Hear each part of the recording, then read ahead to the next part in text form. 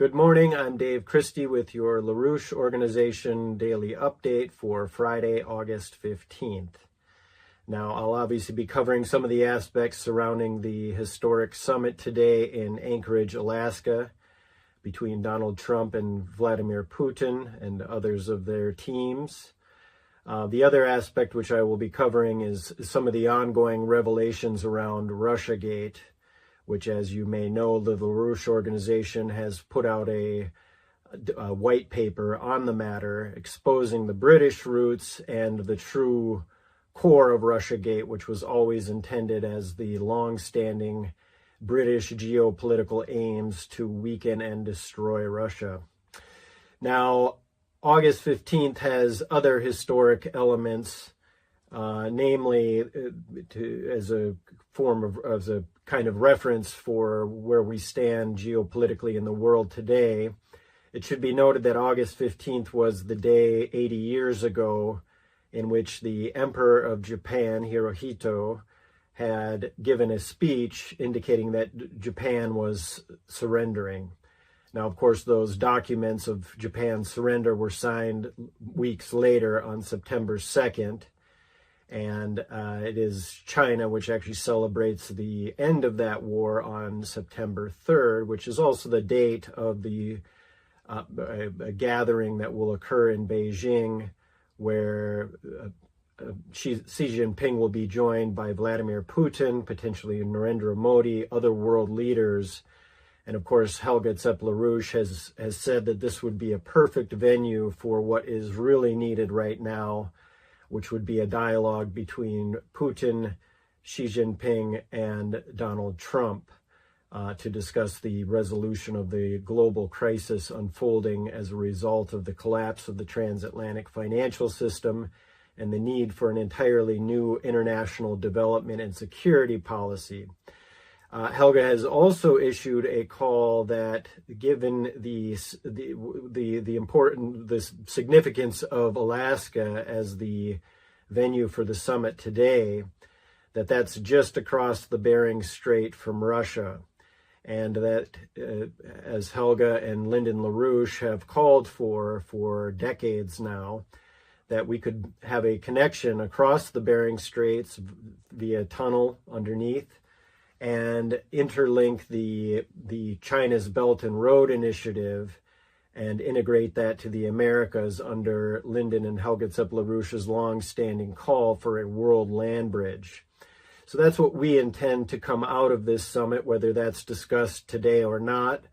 Dmitriev of the negotiating team and the head of the Russian Foreign Direct Investment, the Sovereign Wealth Fund of Russia, has indicated that he has knowledge of that plan and has discussed it in the past. So we'll see what comes out of that, but we intend that moving forward, that project be a symbol of the integration of the world through physical economic development, the collaboration through development corridors, that would be an important step towards peace and the question of a new security and development architecture. So that's what we intend to come out of this summit and move forward with that program. Now, the other thing that happened, it was on August 15th, is 1971 was the end of the Bretton Woods system. That was the end of the fixed exchange rate, where the dollar became a speculative financial instrument of the City of London and the forces of Wall Street. That was uniquely forecast by Lyndon LaRouche at that time, putting him on the map, particularly of the British forces who intended that LaRouche's voice would never be heard. LaRouche didn't like that idea, so his voice was continued to be heard. But effectively, that event in 1971 under Nixon was where the dollar became an instrument of speculation, and what had previously been the foundation of the dollar as the reserve currency, which was the productive power of the United States following World War II, we went increasingly towards financialization and speculation, and went away from our productive capabilities under what was called globalization. So again, as LaRouche forecast that event, he also forecast that if that was not reversed, that path that the United States was set upon, that eventually we would face a global financial collapse, the rise of fascism, and a third world war, which is certainly where we find ourselves today. Now, again, LaRouche, that was not the only forecast of LaRouche. There were others in 1986. The latest was his forecast of the collapse of the system in 2008. But every step along the way, LaRouche did not just simply cry doom, but put forward the alternative policies, all of which really today is encompassed under the World Land Bridge concept. So again, the importance of the Bering Strait connection would be the resolution to this unfolding war and cooperation amongst nations. Now, I just want to turn to the question of Russiagate, which again, as we have made clear in the LaRouche organization document called Worse Than Treason, the Actual Motive Behind Russiagate, that covers the long-standing policy going back to Operation Unthinkable, which was Churchill's program to invade the Soviet Union even before the war had ended. But anyway, we make it clear in that white paper, which you could help circulate, that this was the real, what stood behind Russiagate and the attack on Trump's first administration, who of course had said during the campaign that he intended for good relations not only with Russia, but China as well, and Russiagate was the key to sabotaging that. Now, I want to cover some of the aspects as it relates to the summit today, given that there was at least some element of the Russiagate, the networks behind Russiagate, which sought to sabotage the 2018 summit in Helsinki. Now, so this relates to the recent documents that Tulsi Gabbard put out on Wednesday, which shows the email exchanges between James Clapper and the then head of this National Security Agency, NSA, and U.S. Cyber Command, the dual hat head, who also heads the Central Security Services, so that's a big job. But at the time, Mike Rogers, who headed NSA and U.S. Cyber Command, indicated that he did not have access, this is in the email releases on Wednesday, that Rogers said he did not have access to the intelligence to corroborate the claims around the DNC hack. And what he told Clapper in that email was that if the CIA and FBI wanted to put out their own report on these claims, then Rogers and his team at NSA would stand down. In other words, they would withdraw NSA's corroboration of the claims that became the intelligence community assessment. Now, James Clapper then responded to Rogers' email later that day. This occurred on December 22nd, 2016.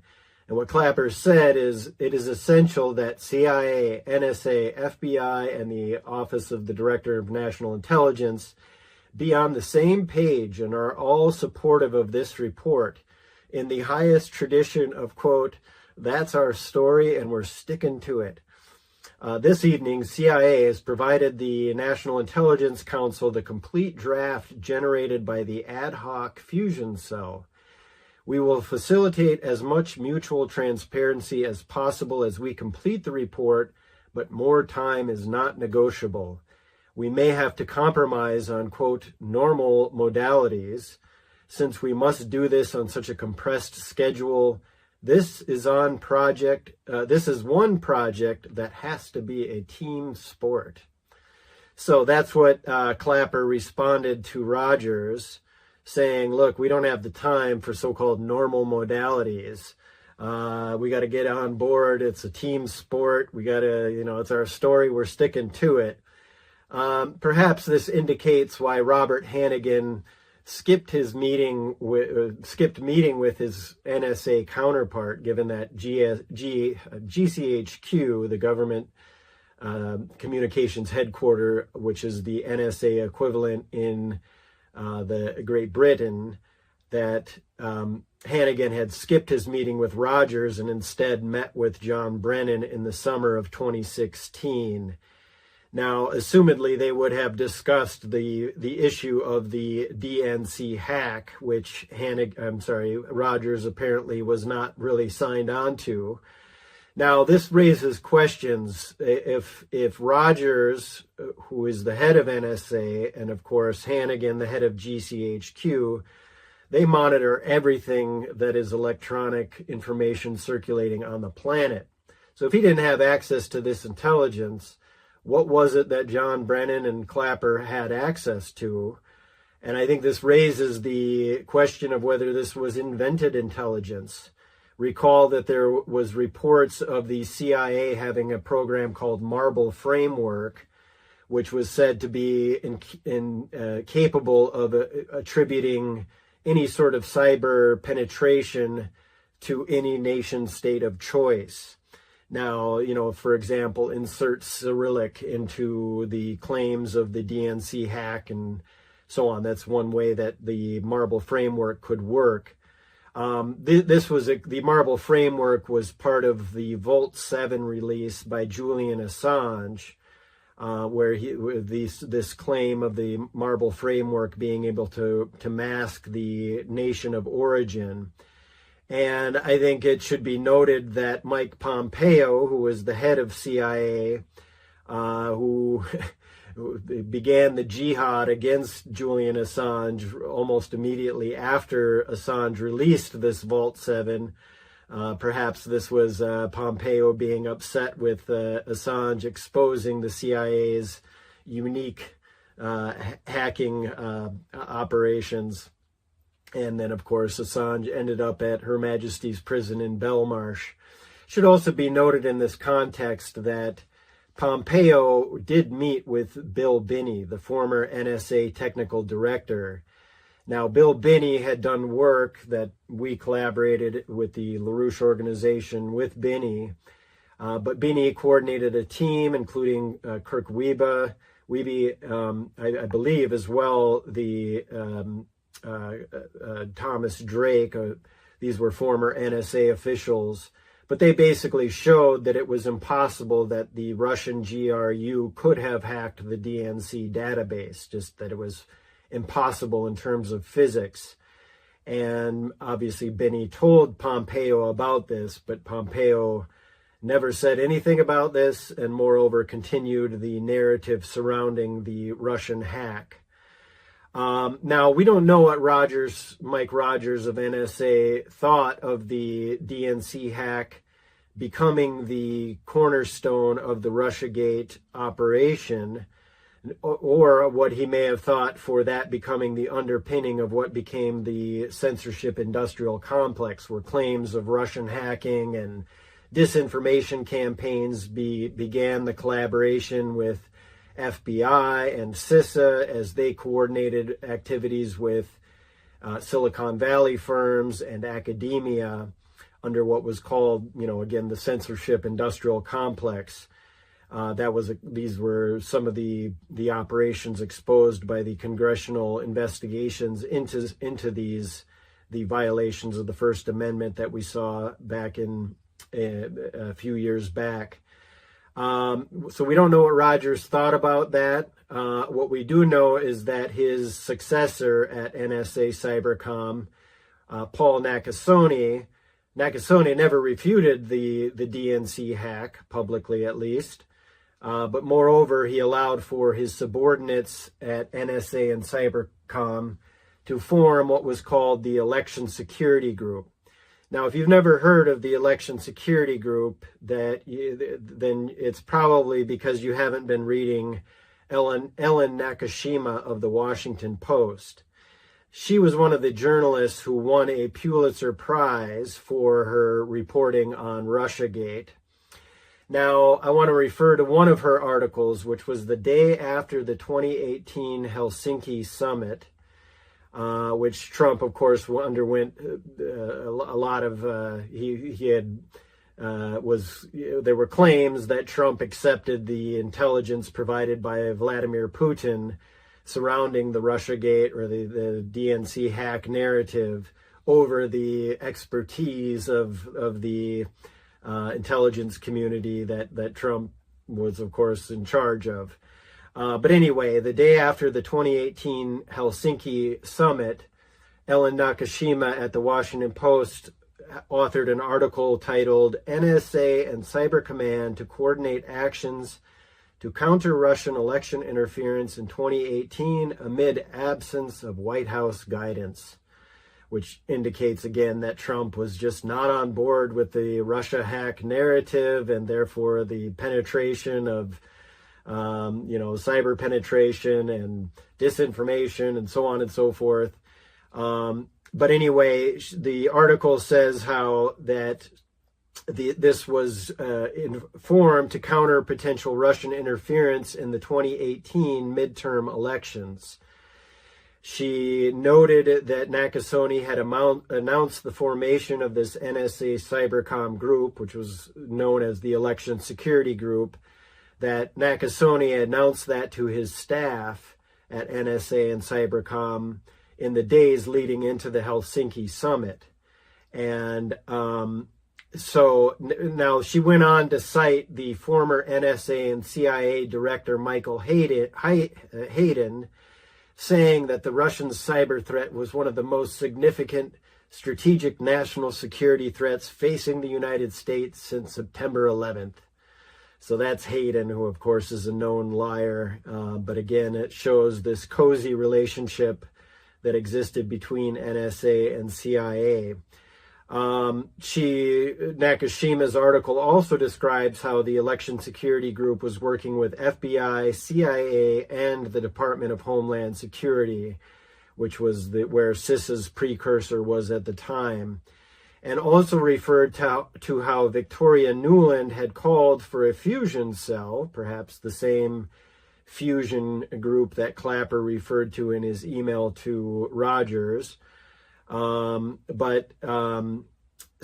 anyway, perhaps Ellen Nakashima is deserving of her Pulitzer Prize. She's just one of those true journalists that, did the legwork to find out how our intelligence agencies were defending our democracy and ensuring that it never dies in darkness, as what the Washington Post says. But it's also possible that she's of the journalist stripe of what was known as under the CIA's Operation Mockingbird. That was the CIA's program to recruit journalists internationally as well as domestically for inserting narratives from the intelligence community into the mainstream media. Interestingly, Tulsi Gabbard recently referred to Operation Mockingbird in an interview that she did. I don't think she referred to Ellen Nakashima. However, in a social media post last month, Tulsi Gabbard said concerning Ellen Nakashima, "It has come to my attention that Washington Post reporter Ellen Nakashima appears to actively be harassing ODNI staff. Instead of reaching out to my press office, she is calling high-level intelligence officers from a burner phone, refusing to identify herself, lying about the fact that she works for the Washington Post, and then demanding that they share sensitive information." So that's what Gabbard said of Nakashima using a burner phone.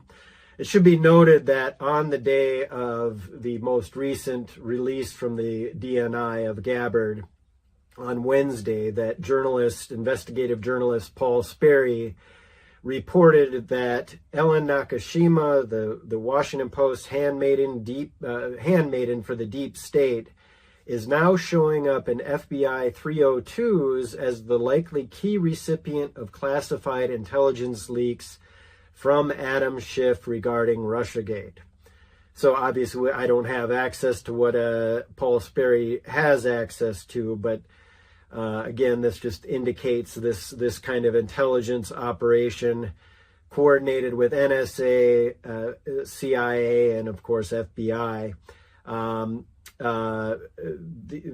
Sperry also notes that Ellen Nakashima was key in the CrowdStrike DNC hack articles that was put out, as well as the Putin-Trump, the consensus around the intelligence community assessment. I say consensus in quotes because that was not consensus, as we now know from Rogers. So anyway, we don't know what Ellen Nakashima is so concerned about. Perhaps it's her friends that may have been giving her information. Perhaps Timothy Hawk, who is the head of the Cybercom's co-lead for the election security group for the 2018 midterms. And of course, he was just recently fired as the head of NSA U.S. Cyber Command. There's also Hawk's NSA co-lead of the election security group, Ann Neuberger. She just issued a piece that was published in Foreign Affairs, making reference to Salt Typhoon, which was the claimed cyber attack by China into the U.S. telecom companies to spy on the 2024 election campaign, which was discovered by CrowdStrike, according to Axios. So these are things you just can't make up. Anyway, exposing Russiagate and the true roots, which is the disruption of U.S.-Russia relations as part of the British war drive, is a crucial flank that we intend to ensure that the summit today does not have the same outcome as the summit in Helsinki in 2018. We don't know what will be discussed today. There's a lot of discussion about whether this will be about Ukraine and some sort of resolution there. Putin has raised the issue of nuclear proliferation. That's in the context of the expiration of the upcoming START treaty. I'm sure the Russians will be raising that. We have the question of Arctic development. So again, we don't know what will be discussed in Anchorage today, but what we intend is that the Bering Strait tunnel be put on the table as a means to integrate the Belt and Road Initiative of the Eurasian landmass to the Americas, and that be one of the keystones of the new development and security architecture that is needed today. So, and that, of course, that should be the discussion of the call that Helga Tseplarusha said, is that Trump, Xi Jinping, and Vladimir Putin should sit down and discuss these matters, perhaps in Beijing in early September.